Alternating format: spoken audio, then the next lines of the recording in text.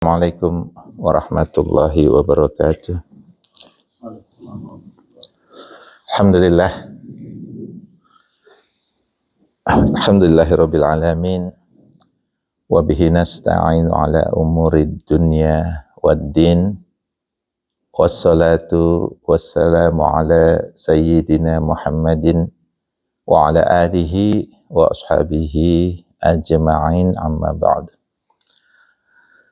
Alhamdulillah, we praise and thanks Allah subhanahu wa ta'ala for the blessing that we have today. Alhamdulillah, with the Iman and Islam, Allah subhanahu wa ta'ala make us able to come to this masjid. Alhamdulillah, we performed the Fajr prayer together. That's a great ni'mah, a great blessing from Allah subhanahu wa ta'ala. And inshallah, I would like to share things to all of us. And you have question later, we can have also question and answer, inshallah. I'll try to be short, maybe about 2 hours, inshallah. So the topic that I would like to share is about the conditions or the requirements that our ibadah will be accepted by Allah subhanahu wa ta'ala. And it is very important because what? Because every ibadah that if not following this condition, then it will not be accepted. It means that we just wasting our time. So it is really important that we do understand what condition is needed that our ibadah, our worship, our action will be accepted by Allah subhanahu wa ta'ala. The reason is because, there are so many people that ask questions. They ask like this: how about people, for example, they don't believe in Allah, but they perform very good deeds, right? They build hospital, they build schools, they give charity. How about this kind of people? Do you think they will not be accepted by Allah subhanahu wa ta'ala? If they, their ibadah are not accepted by Allah subhanahu wa ta'ala, then they will say Allah subhanahu wa ta'ala is unjust. It's not adil, right? These people doing very great job. I mean, they did a lot of good things for the society. If it is not accepted, then why and how? That's the reason why, inshallah, we will learn what kind of condition that is needed that our ibadah will be accepted. Therefore, if someone have that question, then we can answer that easily. And the most important thing is actually for us. The most important thing is for us. When we perform our ibadah, then we have to fulfill these conditions. We have to fulfill this condition in order to be accepted. There are two main or primary requirement or condition that our ibadah will be accepted. The first one is called ikhlas. It is called ikhlas. What does ikhlas mean? Ikhlas mean sincere. We perform our ibadah solely for Allah subhanahu wa ta'ala, not for other things, not to gain the profit in this dunya, or not to be looked by people, not to be called as a good person. It is not. It is solely for Allah subhanahu wa ta'ala. That's the reason why when someone asking why, how about people that doing very good in this dunya, they have done so many things, will their ibadah will accept it? Based on this condition, it will not. Because what? Many of them is actually performing do to other things than Allah subhanahu wa ta'ala. They even do not believe in Allah subhanahu wa ta'ala. So their action is actually will be nothing in the akhirah, in the hereafter. I read Surah Al-Kahfi in the second raka'ah. Allah subhanahu wa ta'ala said, Qul hal nunabbi'ukum bil ahsarina a'mala. Who is the one that is the great loser? Who is the great loser? The great loser, according to Allah subhanahu wa ta'ala, is the one that performed so many good action in this dunya. Yeah, he give charity, he build school, buildings, a hospital, helping a lot of people, even helping the world. But why they become the greatest loser? Because they do it not because for Allah subhanahu wa ta'ala. They do it for gain their own self, for their reputation, for their name. And it is not accepted according to this first rule. What is the first rule? Sincerity. We have to do it for Allah subhanahu wa ta'ala only. Even Muslim that do not perform the ibadah because of without sincerity, what happened? Their ibadah is not accepted too.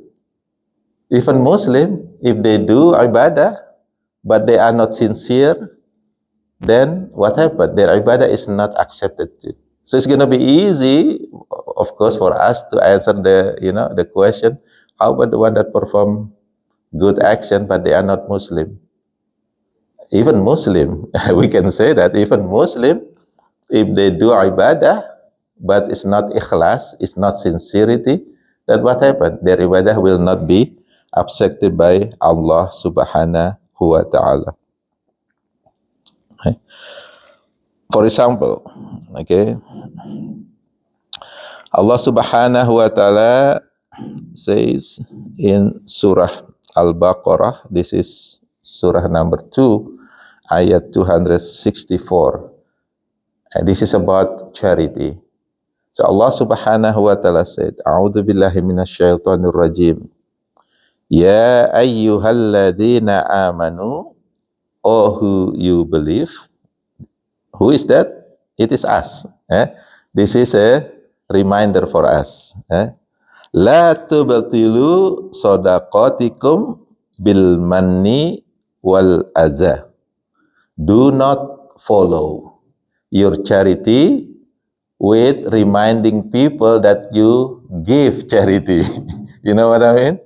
Yes. There are some people, when they give charity, like build a building, they put their name on it. Okay? That's reminding people, I build this school, I build this masjid, for example. Allah subhanahu wa ta'ala, do not follow your charity with reminding people that you give charity.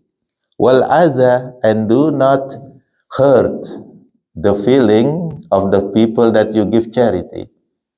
Sometimes some people do that, right?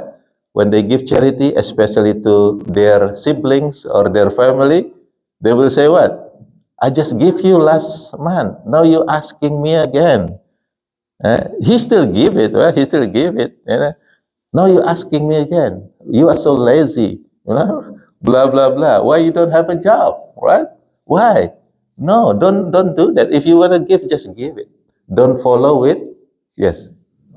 Some nothing that says cancel out your charity by reminders of the generosity. That's right. Like telling people what I've done. Do right. And you lose. Yeah, you lose. That's why, because it's not sincere. You do it for gaining your name, or you feel that you are bigger than some other, or you are richer than other people. Thank you, brother. Yes. And this is what? It is not accepted. Allah subhanahu wa ta'ala said, continue, Kalladhi yunfiku malahu ri'a'an nas. It is like people that give charity just for riya. What is riya? Show off. He gives the charity just for show off. it is not accepted in Islam. Allah Subhanahu wa Ta'ala will not accept this kind of action. Wala yu'minu billahi wal yaumil akhir, as if they actually do not believe in Allah and the hereafter. That's the condition if we give charity or if someone perform action but not with sincerity, as if they don't believe in Allah and the hereafter. فَمَثَلُهُ كَمَثَلِ صَفْوَانَ عَلَيْهِ تُرَابٌ. The similarity of this action is kind of a dust that is on the top of rock or stone. And then فَأَصَابَهُ وَابِلٌ. And then what happened? Come the heavy rain. You can imagine. You have a dust or mud maybe on the top of the rock, smooth rock, and there is a heavy rain. What happened? Gone. It's gone. Okay. Fatarokahu soda, and it's gone, just like a smooth, rock without anything on it. La yaqdiruna ala syai'in mimma kasabu. They will not get anything for the what they have done. It means that it's just nothing in the eyes of Allah Subhanahu wa Ta'ala. Maybe in the eyes of people, yes. In the eyes of people, you become a big person. Right? You become a big person. But in the eyes of Allah, it's nothing. It's gone. Wallahu la yahdil qaumal kafirin. And Allah Subhanahu wa Ta'ala do not give guidance to the one that unbeliever, do not believe, or kafir into Allah Subhanahu wa Ta'ala. So even Muslim, when they perform action but without sincerity, it will not be accepted. How about non-Muslim? Of course, since the first time they already don't believe in Allah, how come they will perform ibadah or worship or action for Allah? They don't even believe in Allah. They are kafaru. They do not believe in Allah and do not believe in the ayat of Allah Subhanahu wa Ta'ala. Even Muslim that perform salah, sometimes it's not accepted too. And we read this. Maybe we memorize the surah Al-Ma'un. Fawailul lil musallin. Allah Subhanahu wa Ta'ala say, Fawailul lil musallin. Wail mean what you call, it's kind of a woo to someone that perform salat, prayer. That's the reason why when we read Quran, make sure we understand the meaning. Because when you read this ayat, we cannot stop here. If we start here, it means we were actually wooing people that performing salat, right? This is Allah Subhanahu wa Ta'ala say that woo to the people that perform salat. What kind of people? We have to continue, not stop in this ayat. Alladzi nahum an salatihim sahun. This is the people when they perform salat, they forget. Yes, they perform salat, but their mind is not in salah, it's not in prayer, somewhere else. Allah Subhanahu wa Ta'ala, these people will be wood. What is wood? Like cursed. Curse, yeah, curse. I'm looking for that. I'm looking for that word. I'm sorry, I'm not from here. Sometimes it's not in my vocabulary. Sometimes when I'm teaching, I'm teaching in the university. Sometimes some word is not in my brain. Sometimes it's very difficult to find it. Because when I talk, I actually translate it from Indonesia and then translate it in my brain and then I say it. And sometimes it's not in my brain at that time. I know the Indonesian word, but it's not in the in the American word. Okay, alladzina hum an salatihim sahun.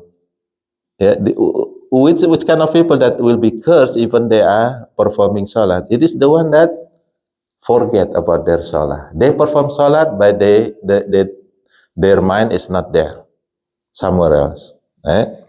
Alladzina hum yura'un, the same like the charity people, which is a person or people that perform salat because show off.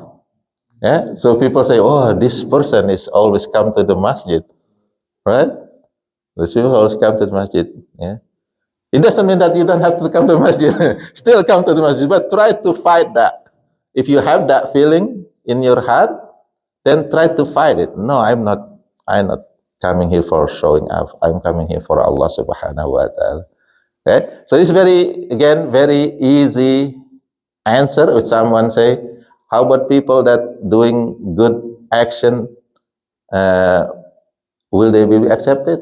Yes, if it is, follow this or fulfill this requirement. What is the first requirement? Sincerity, very important. Yes, And along what you're saying, the Prophet, peace be upon him, says matters are judged by intentions. yes, So a person praying, it's your intentions to yes, be a big show off? That's right. You know what I mean? What's your intention? yes, If you trace the intentions, then Yeah. you can pretty much see what they're about, you know? you're right. There's a lot of people like to stand out, want to be above everything. Yes, Notice. yeah, just to be noticed, to get name, About that. Yeah. So that's the every usually in every halaqah in every book, that's actually the first hadith that they will always put over there. Innama a'malu binniyah. Your action will be based on your intention. And what is the best intention? Sincerity to Allah Subhanahu wa Ta'ala, for Allah Subhanahu wa Ta'ala. Without that, then it's nothing.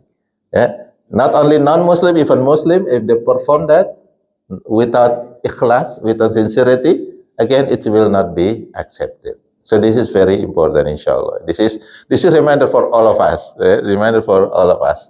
So make sure when we do action, we perform for Allah Subhanahu wa Taala only.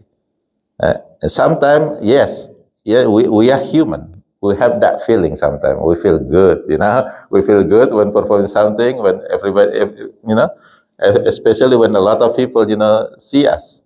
Uh, uh, Kids is the same sometimes. When the parents there, they perform salat so good. But when no parents, they salat. But they learn, inshallah, they learn little by little. I don't want to keep him prayer. Yes. You just making me think, Mm-hmm. a lot of the hadiths of the Prophet, peace be upon him, he'll tell somebody, Inshallah. go back and pray. Yes. They didn't pray. I mean, I don't know if the intentions wasn't good, but said, you haven't prayed. Yeah. They prayed. Some cases, Prophet, peace be upon him, said, you haven't prayed, go back. Yes. So I don't know if that's intent. Yeah, I guess intent. that's no. This is gonna be maybe the second one, because we never know the intention of someone. We will never be able to read someone's heart, their intention. Only Allah Subhanahu wa Taala that know. Therefore, it's go to the second condition, second requirement. What is the second requirement? Ittiba'. Ittiba' mean follow the sunnah or follow the examples that Prophet Muhammad sallallahu alaihi wasallam has given us. So it has to follow this example for this ibadah, especially for ibadah that we call the ibadah, the one that ritual. There are two types of ibadah, ibadah mahdoh and ghairu mahdoh. Mahdoh mean the ibadah that Prophet Muhammad SAW give us the ritual, show how to do it. And this is usually the ibadah that have arkan. You know arkan? Rukun. Arkan is the requirement. The ibadah requirement. If we do not follow the requirement, then it will not be accepted. Sometimes we call this a ritual, like salah, for example. It has arkan. For example, if we do not have intention, if we do not read the Suratul Al-Fatihah, then it will not be accepted because it will not sah. It's not valid because what? Al-Fatihah is one of the arkan. Okay, so that's what we call the ibadah mahdoh. And ibadah mahdoh have to follow the example that Prophet Muhammad sallallahu alaihi wasallam show us and teach us. The second ibadah is called the ghairu mahdoh. This is general ibadah, general action that we perform. That there is no arkan, for that. For this action, then most of the time, the era is going to be different. In the time of Prophet Muhammad, for example, it's very simple. There is no vehicles, there is no airplane, and etc. Then, of course, Prophet Muhammad SAW cannot show the ibadah, using this, for example. But in this time, we have a lot of new things. For this ghairu mahdah, then this is really, if it is good action, then we perform it. It's called a sunnatul hasanah, a good example. Then we do it. And inshallah it will be accepted by Allah subhanahu wa ta'ala, because there is no arkan, there is no rukun, there is no requirement for performing this ibadah. For example, eating, eating is ibadah if we say bismillahirrahmanirrahim. But Prophet Muhammad SAW, when he eat, he using his hand, right? Can we use spoon or utensil to eat? There is no example by Prophet Muhammad SAW using the utensil. That's okay, because this ibadah is not mahdah, it's not ritual. You can use utensil, you can use hand, you can use plate. It doesn't have to be. You don't have to also eat date all the time, because Prophet Muhammad SAW eat date. Just because there is no example from Prophet Muhammad SAW that you cannot do it. That's only for ritual ibadah, for the ibadah mahdah. I used to get into it with a brother out west, and because he used miswak all the time. Yeah. I said, no, Yeah. maybe during that time, I said, but I'm gonna use toothpaste and a toothbrush. I said, I'm still doing the same thing. Yeah. Cleaning the teeth. He was kind of knocking the toothpaste and toothbrush. Yeah. Miswak. I said, Yeah. we both do the same thing. Yeah. So the reason we have this discussion is try to understand, Maybe there are some people that is very strict. For any ibadah, they say that we have to follow what Prophet Muhammad SAW had done. If Prophet Muhammad SAW had never done it, then we cannot do it. It's going to be difficult for ibadah that is ghairu mahdah, because the time different, condition different. Prophet was living in this day and That's time. right. He probably would eat with a spoon and fork. I said, he would It could be, yeah. I said, so, Yeah, it could be, yeah. I said, come on, man. Yeah.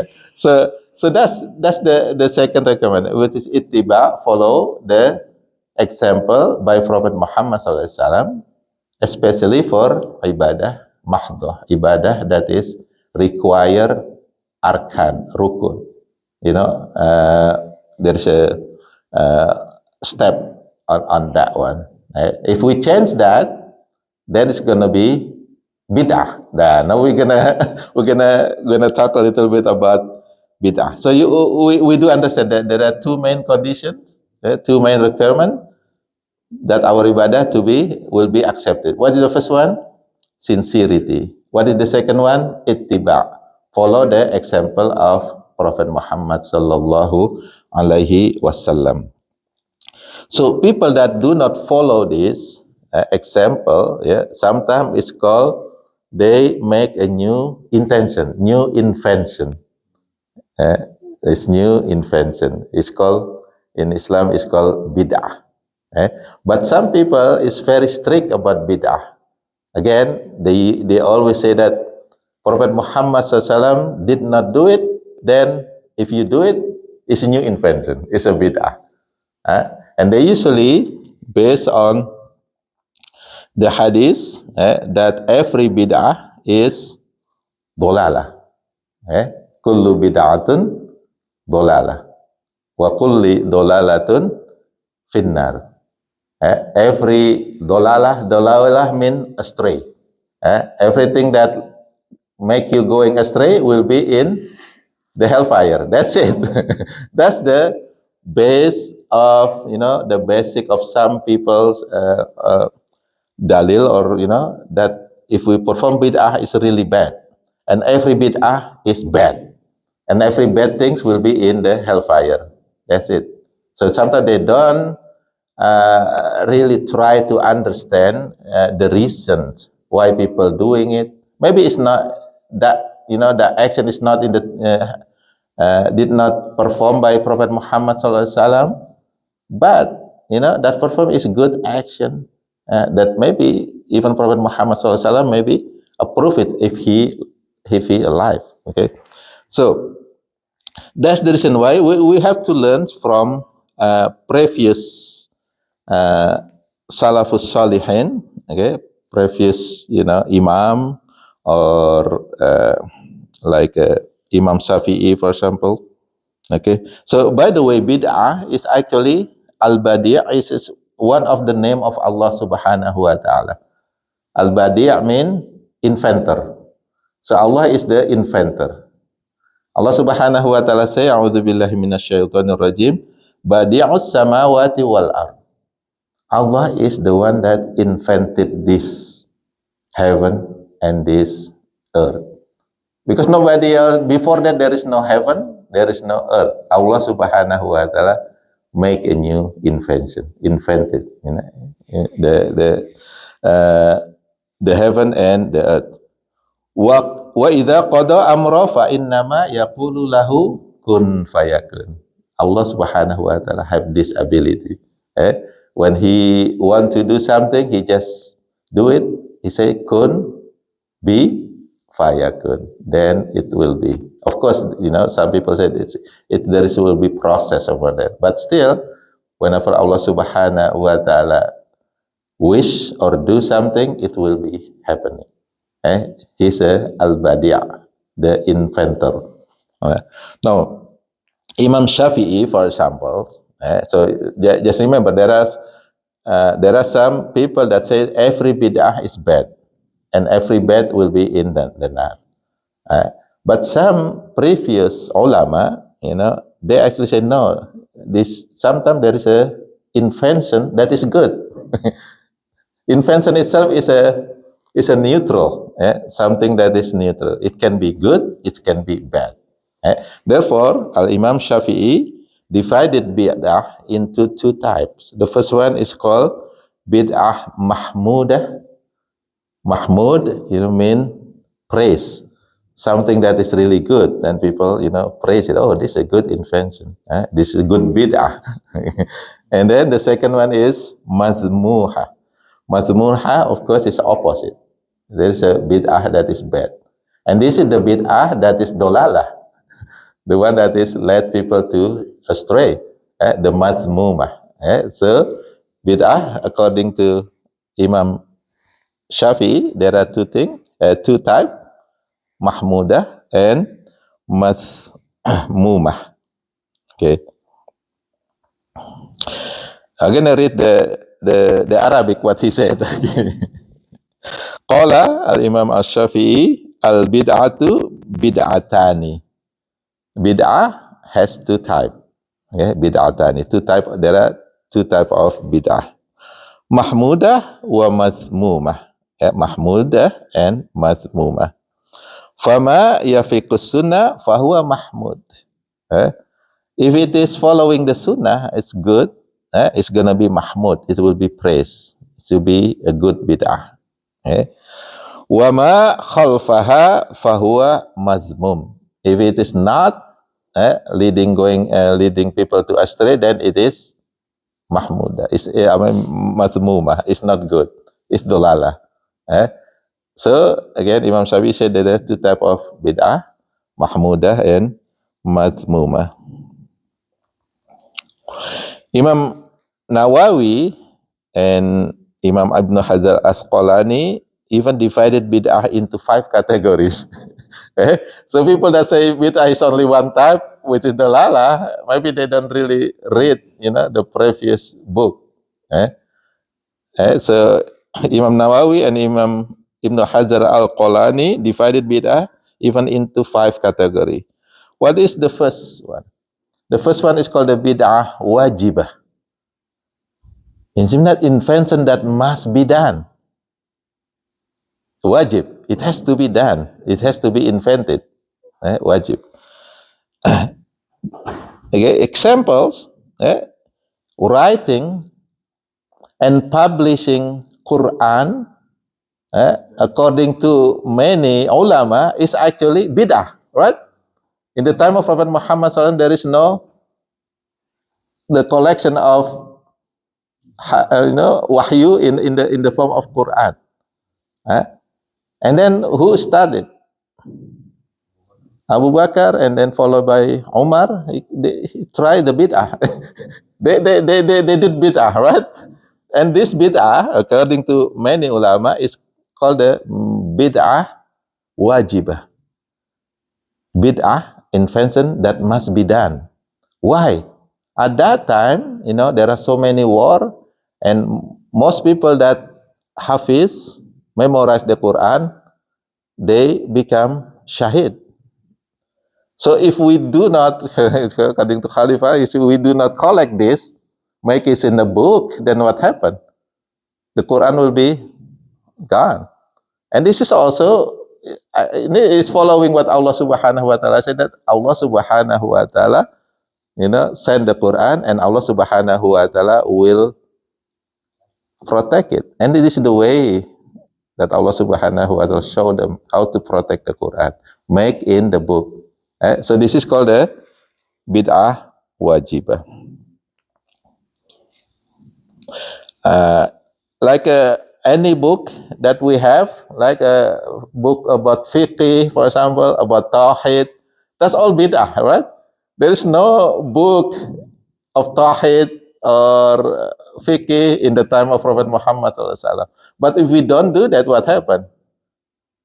There is no knowledge about this. It's gone. So this is what we call the bid'ah too, and bid'ah wajibah.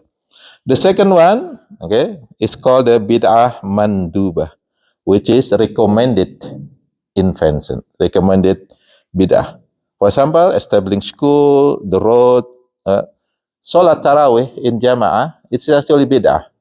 Bid'ah that was created by Umar ibn Khattab.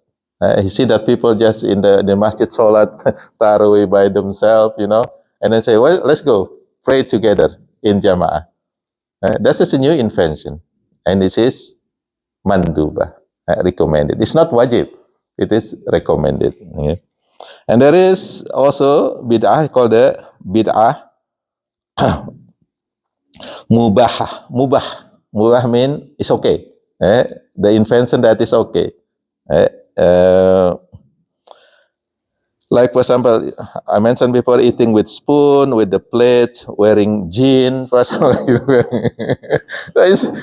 nobody wearing jean in the time of Prophet Muhammad SAW. That's you creating bid'ah, brother. That's it is okay. This is the one that is mubah. As long as we cover our body, our aura, then it is okay. So this is called the bid'ah mubah. It's okay. Okay, it's allowable. Okay? And then of course the next one will be bid'ah makruh, okay, or makruhah, which is dislike. The innovation that is dislike.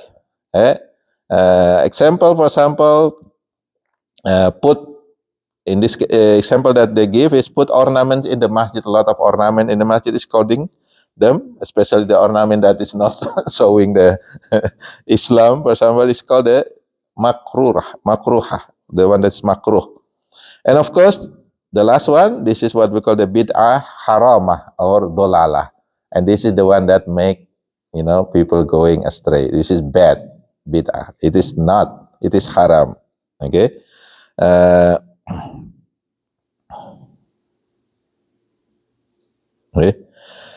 Okay, I'm going to give another examples. There are some scholars that also divided bid'ah into two types, bid'ah hasanah or sunnah hasanah, and bid'ah sayyi'ah or sunnah sayyi'ah. It is based on the hadith that Prophet Muhammad SAW say, man sana fil Islam sunnatul hasanah falahu ajruha wa ajru man amila biha min ba'dihi min ghairi an yanqusa min ajrihim syai'ah. Whoever creating something new, but it's good, then he will get what? He will get the reward. It's not only stop that. He still get the reward when he teach it and someone is following his bid'ah, following his sunnah, good action, then he will get the reward from the one that performed the good action because of his action. It's going multiplying. The same thing, then Prophet Muhammad SAW say, "Waman sanna fil Islam sunnatu sayyi'ah." And it's going to be the same thing for the one that creating something bad.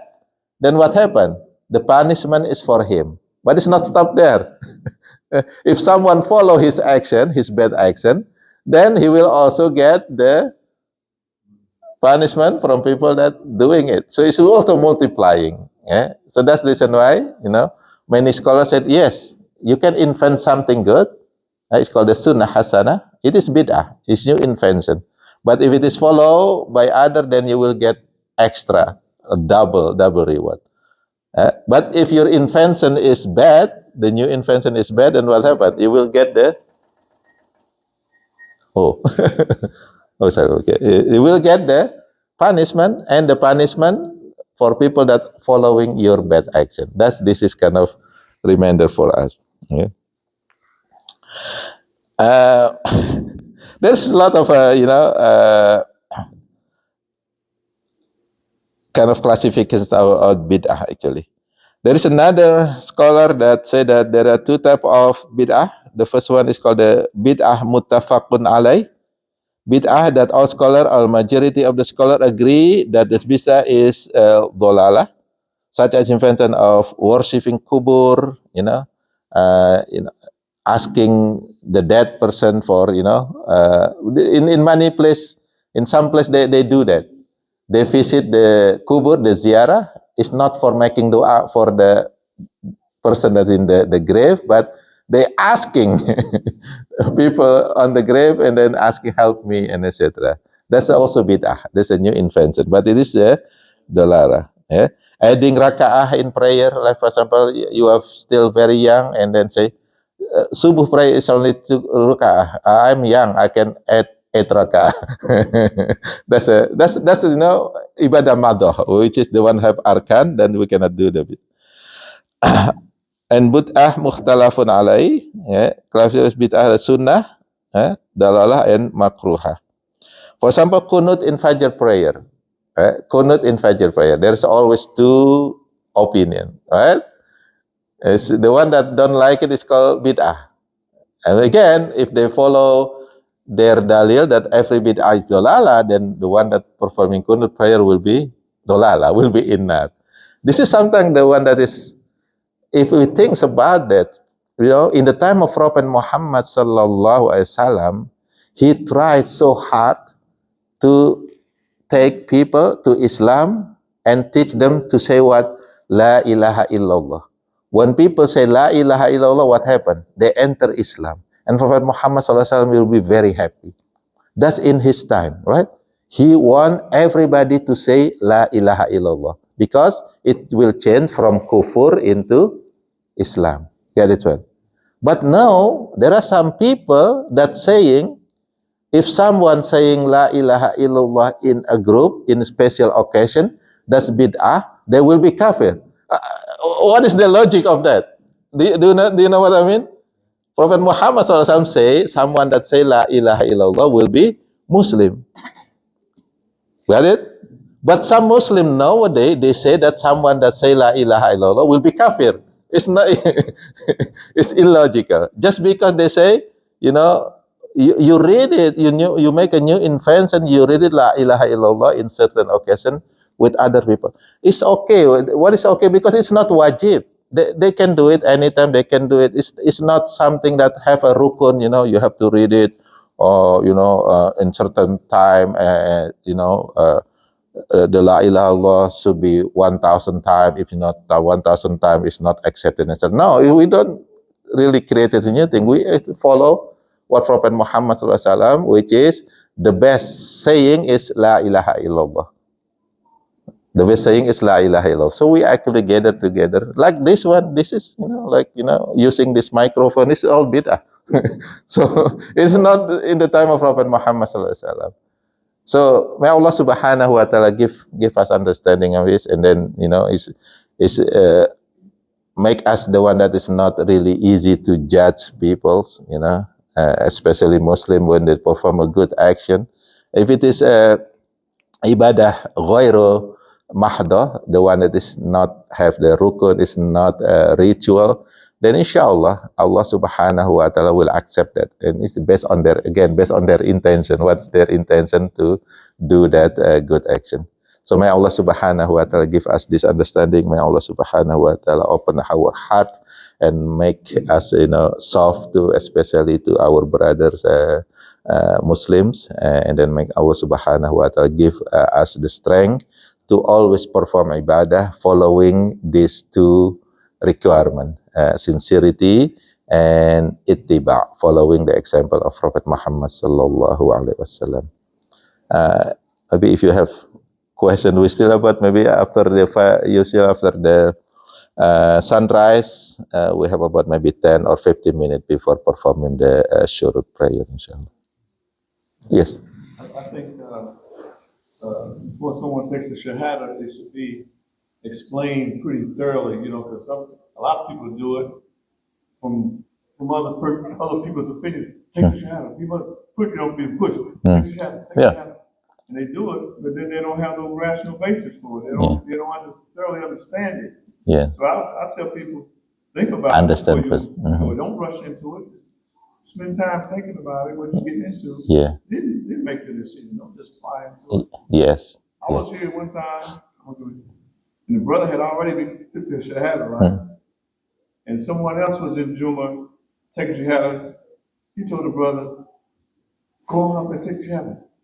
I said, had he took the shahada already? He said, yeah. I said, well, what's the point of taking it over? So, we need to get You're right. understanding. I was trying to figure out, brother, why do you tell him to go do it again? Yeah. He already took the shahada. You're right. Yeah. I don't know. Yeah. So when people, embrace Islam with the understanding, inshallah it will be better than just because of force.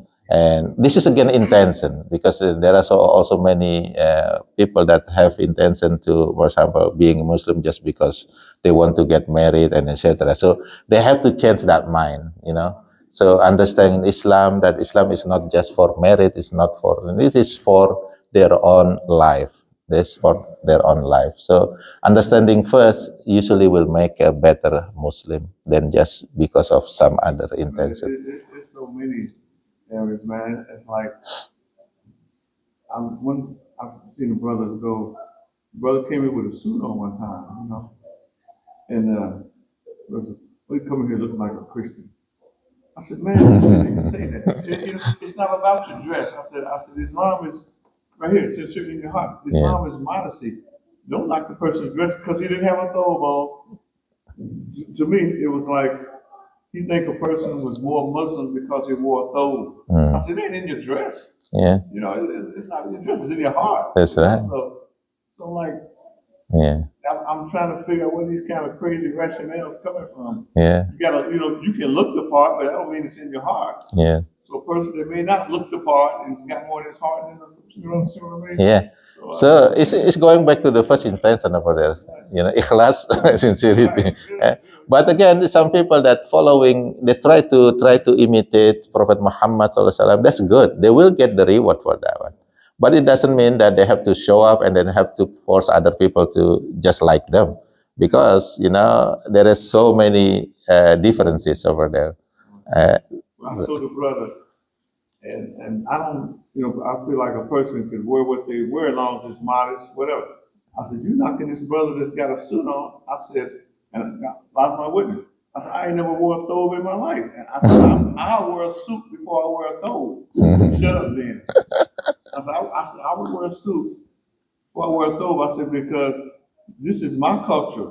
I'm from this culture. I'm not from the Middle East.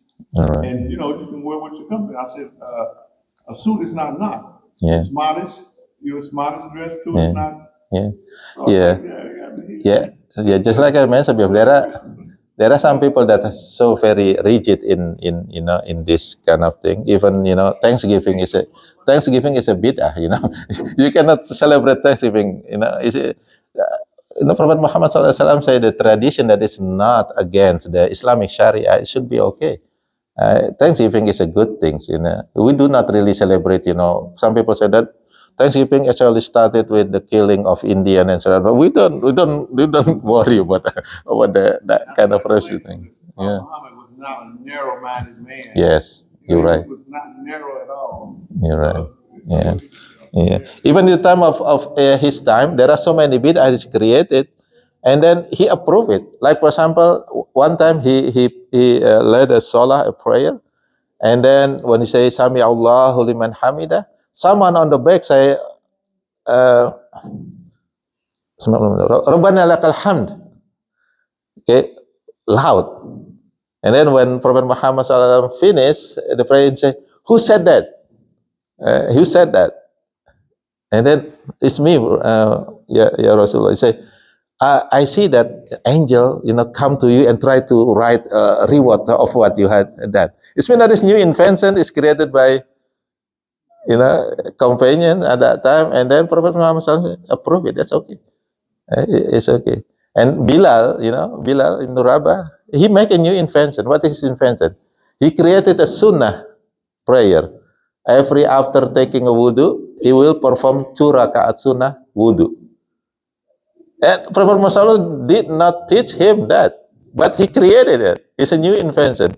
And when Prophet Muhammad SAW, visit, Isra and Mi'raj, and hear the clock, the step, and say, what is that? Oh, that's the sandal of Bilal. Well, it means that if the sandal there, the Bilal will be Bilal will be there. Okay? And then Prophet Muhammad SAW asked him, "What did you do? Why your sandal is already in Jannah?" And he confused too, and he said, "I perform every time of wudu. I always take care my wudu, I maintain, and then every time I finish wudu, I pray 2 rakaat wudu." And Prophet Muhammad SAW, that's good. That's the reason why. Yeah, a good habit. So tradition or something, a sunnah that is not against the Sharia, then usually, it's accepted, inshallah. I don't do it all the time now. Like if I take a shower, Mhm. come out of the shower, make 2 rakats. Yeah, that's good. Yeah, That's a good deed. Yeah. They don't go against me. yeah, Yeah. yeah. No, inshallah, because it's a good intention and a good action. It is, yes, it's a bid'ah, but still it's a bid'ah, but still it is not dolala. But the problem is people kind of encourage good. They Yeah. good deeds, anything good pretty much you kind of encourage. Yes. And also one time, in one masjid, an imam is always say, read Surah Al-Ikhlas. So he always, every rakaat, he will read the Surah Al-Ikhlas. So the ma'mum come to Prophet Muhammad SAW, this person always read Surah Al-Ikhlas. It's a bid'ah too, right? It's a bid'ah. And Prophet Muhammad called him, why you always read Surah Al-Ikhlas? I love Surah Al-Ikhlas. So Allah Subhanahu wa Ta'ala will give you reward for that. It means that in the time of Prophet Muhammad Sallallahu Alaihi Wasallam, he's very lenient. If it is not against the Islamic Sharia, then it is accepted by Prophet Muhammad Sallallahu Alaihi Wasallam. They're lenient, like doing the war in the Quran says, had you not been lenient, you run the people off. Yeah. In some instances, you have to be a little lenient, like Yeah. too harsh, people gonna take off. Yeah. I don't want that. Yeah. Even he said that to his companion, Yasir wala tu'asir. Make it easy to other people, don't make it difficult. Don't make it difficult. If for you, that's fine. That's yourself, If you want to make difficult for you, for example, you want to Salah Sunnah, 8 raka'ah, and long, a long ayat or long surah, that's for you. But make it easy for other people. Make it easy. So therefore, there will be, inshallah, follow Islam with happiness, not with kind of force. Yeah, difficult. Yeah, Islam is easy, it's not difficult. Sometimes the one that make difficult is ourselves, and we force that difficulty to others. Inshallah. What is the easiest way to differentiate between ritual and non-ritual? Ritual usually have the arkan, the rukun. Yeah. Everything with arkan? Yeah, mostly ritual. Like for example, Hajj, there is arkan for Hajj. There is 6, So let's say it's solar. Salat. It's ritual. Ritual. It has, But Bilal created salat after wudu. yeah, the salat itself is ritual, you know. It had to follow the 13, maybe for Imam Shafi there is a 13, the way of salat itself. He doesn't change the way of salat. I mean, he still perform takbir, you know, he still sujud. He doesn't like dancing during the salat. That's gonna be the Salat and fasting. fasting. You know, you have to, you know, there's a rukun for fasting, right? Sadaqah, there is also arkan. You know, the zakat, there is a rukun. Yeah, it's not just given, but you have to, you know, the rukun. Hajj, there is a rukun. Because it's a ritual. We have to follow the, you know, wudu is also a ritual. Okay, there are 6 or 5. It depend on, you know, which mazhab you use. For wudu, for example, there are 5 or 6 arkan. Start with the niyah, and then face, hand, you know, head, and then leg, and then in Shafi'i, the last one is called tartib. We have to follow. We cannot, you know, skip the There's process. a lot of symbolism in voodoo too. Yeah. There's a lot of symbolism in voodoo. Yes. It's a rational Mm-hmm. rationale behind Yeah. all that. Your hand is using for a lot of action. Clean it. Here, your brain, you know, wash it. Yeah. Your leg, you go to, yeah, Yes. your face. Because of lacking of knowledge on this one, they created a big commotion. They said a long time ago in the masjid that the brothers saw another brother taking wudu, but it's slightly different on this one here. They said, reminded brother, you have to redo it again because you don't wipe you Yeah. all the way on this one here. Yeah. Yeah, this one is true according to Hanafi. Yeah. As a mother, this one. That's what he learned back home, maybe. But then, so as a brother, like us, the one follow Shafi'i, on this one, you can just touch little bit on this one, in the Shafi'i. So it's okay. It's another instances, it's the same thing. Because of lacking of knowledge, they just learning Yeah. this one. So when in the masjid on this one, if you saw somebody doing differently on this one, just be patient first on this one. Because his niyas may be good. Yeah, You know what I mean? yeah. His intentions. Yeah. That's what we call the ikhtilaf, differences, you know. So some people perform, you know, put the hand like this here, or even this. That as long as they fulfill all the arkan, you know, they have intention, they facing to the qibla, and they say takbiratul ihram, and they read Fatihah, and they perform ruku, you know, i'tidal, sujud, and then they say tahiyat, and at the end they say salam, the first salam only, that's the one that is rukun. That's good. Yeah. Whether they perform like this or some people like this, it doesn't, you know. I remember being in a masjid in Long Beach, California. Mhm. I think it was making my grill. And the brother came in, you know, we were all lined up, Congress. And one brother came in, I lost my wit, he turned in the opposite direction. Huh? While we were praying, right? He turned, so after the prayer, the brother said, look, you can't come in, if you can't join us, what are you trying to do? What's your intentions? Mm. You're trying to divide us? So he never came back after that, but he deliberately turned, said we all facing this way. He turned this way. And what next to us, he was independent, praying by himself back this way, but he turned that way. Mm. I look, what's up with him? You know? So after the salat, you got scolded a little bit. You know? He never came back no more. I really didn't understand why. With us, pray with us. Yeah. Turned totally around, 360 degrees. Right. Wow. Yeah, yeah.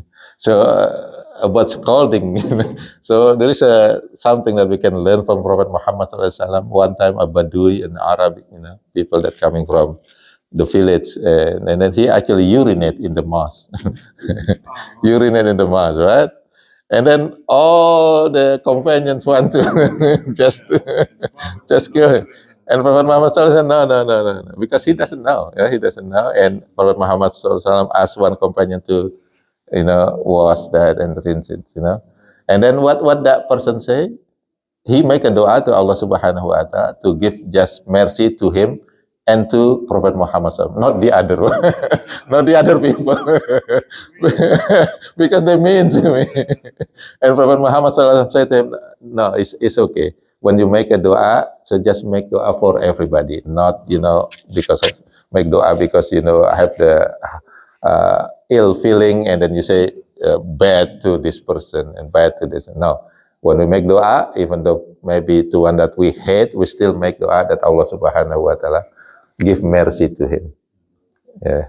So don't try. May Allah Subhanahu wa Ta'ala kill him. May he get the accident or whatever. That's not a good Islam. Nobody understood why he done that. Yeah. Never came back after that. Yes, you're right. Allah. Yeah. Inshallah. So I think I'm gonna close with the dua if there is no more comment or question. So let's make us dua to Allah Subhanahu wa Ta'ala that He will accept our ibadah, and always show us the sincerity when we perform our ibadah. A'udzu billahi minasyaitonir rajim. Bismillahirrahmanirrahim. Alhamdulillahirabbil alamin, arrahmanir rahim, maliki yaumiddin. Iyyaka na'budu wa iyyaka nasta'in. Ihdinas siratal mustaqim. Siratal ladzina an'amta 'alaihim ghairil maghdubi 'alaihim waladdallin. Bismillahirrahmanirrahim. Nastaghfirullahal azim, nastaghfirullahal azim, nastaghfirullahal azim. Allahumma shalli ala sayyidina Muhammadin wa ala alihi wa ashabihi ajma'in. Rabbi fir lana wa liwalidina warhamhuma kama rabbayana shighara. Rabbi fir lana wa liwalidina wa liikhwatina wa akhawatina wa adkhilna fi rahmatik wa anta arhamur rahimin. Rabbi fir lana wa liwalidina wa li jami'il muslimina wal muslimat wal mu'minina wal mu'minat al ahya'i minhum wal amwat. Innaka antas sami'ul qaribun mujibud da'wat wa ya qadiyal hajat. Allahumma inna nas'aluka ilman nafi'a wa rizqan thayyiba wa amalan mutaqabbala. Allahumma inna nas'aluka ilman nafi'a wa rizqan wasi'a wa shifaan min kulli da'in wa saqamin birahmatika ya arhamar rahimin. Allahumma inna nas'aluka ridhaka wal jannah wa na'udzubika min sakhatika wan nar. Rabbana hab lana min azwajina wa dhurriyyatina qurrata a'yun waj'alna lil muttaqina imama. Rabbi ij'alna muqimas shalawatina wa min dhurriyyatina. Rabbana wa taqabbal du'a. Rabbana taqabbal minna innaka antas sami'ul alim wa tub 'alaina innaka antat tawwabur rahim.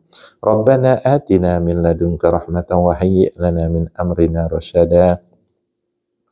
Allahumma yassirna fi umurina wa la tu'assir alaina. Allahumma faqihna fid din wa 'allimna at-ta'wil. Rabbana atina fid dunya hasanah wa fil akhirati hasanah wa qina 'adzaban nar. Wa sallallahu ala sayyidina Muhammadin wa ala alihi wa ashabihi ajma'in. Subhana rabbika rabbil izzati amma yasifun. Wassalamun ala mursalin. Walhamdulillahi rabbil alamin. Wassalamualaikum warahmatullahi wabarakatuh. Wa iyyak.